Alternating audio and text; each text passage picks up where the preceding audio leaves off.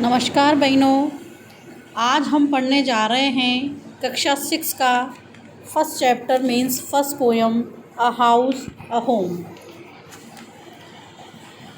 What is the difference between a house and a home. कवि कह रहा है कि एक हाउस में और एक होम में क्या अंतर है। Discuss it with your partner. अपने सहयोगी के साथ इस बात पर आप चर्चा कीजिए। Then read the poem. उसके बाद इस कविता को पढ़िए। What is a house?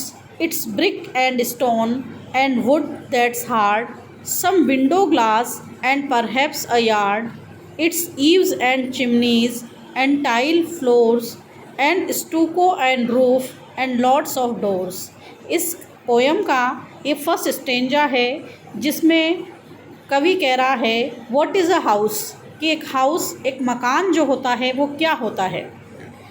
It's brick and stone. जो मकान होता है वो ब्रिक ईंटों से बना होता है, स्टोन पत्थरों का बना होता है, एंड वुड और उसमें लकड़ी का भी प्रयोग होता है, दैट्स हार्ड। और ये सभी चीज़ें कैसी होती है, कठोर होती हैं।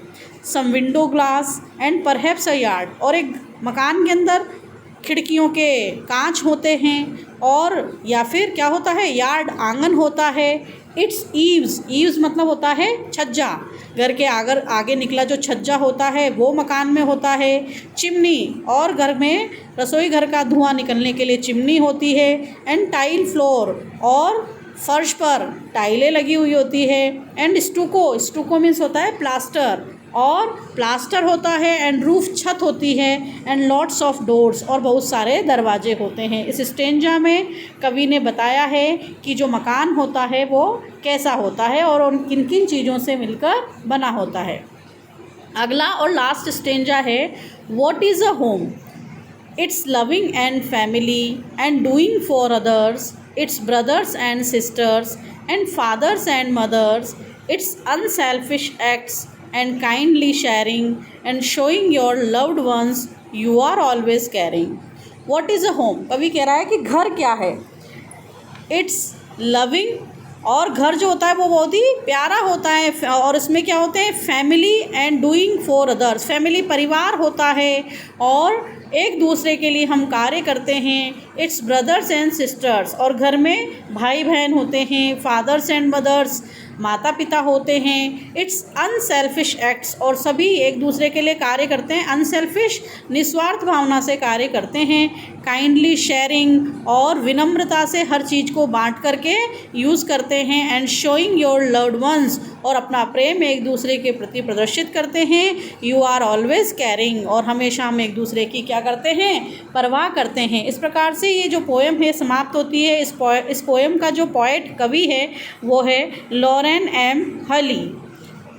पोएम के ख़त्म होने के पश्चात कुछ क्वेश्चंस हैं जो हम यहाँ पर सॉल्व करने का प्रयास कर रहे हैं। Do you agree with what the poet says. इसमें ये कह रहा है डू यू एग्री, क्या आप सहमत हैं, जो कुछ कवि ने कहा उन सब बातों से आप सहमत हैं। टॉक टू योर पार्टनर, अपने सहयोगी से इस विषय में बातचीत कीजिए।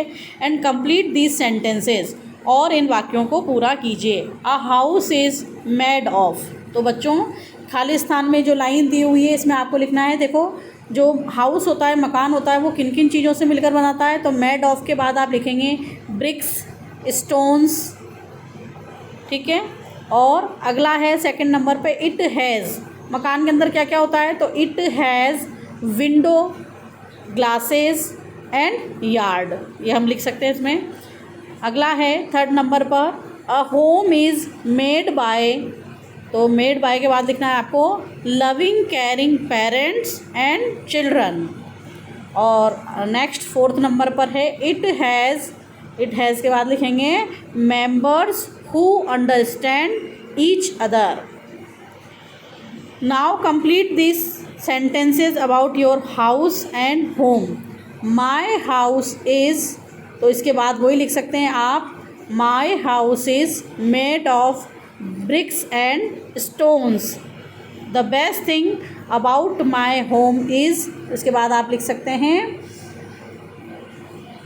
All my family members are very loving and caring.